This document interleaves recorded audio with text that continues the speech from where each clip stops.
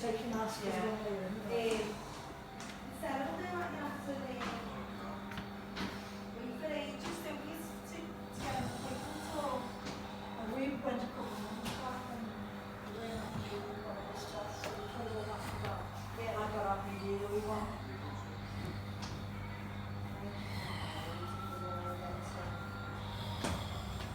So yeah, it was just a week test.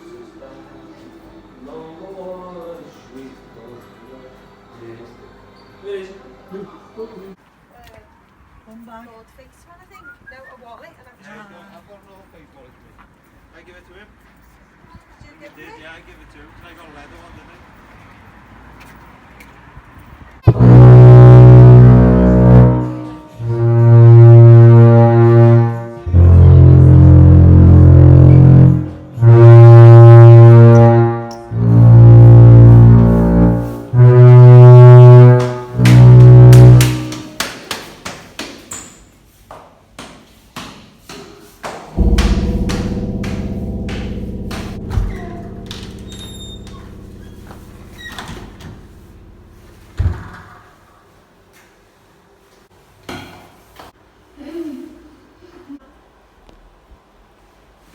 Yeah.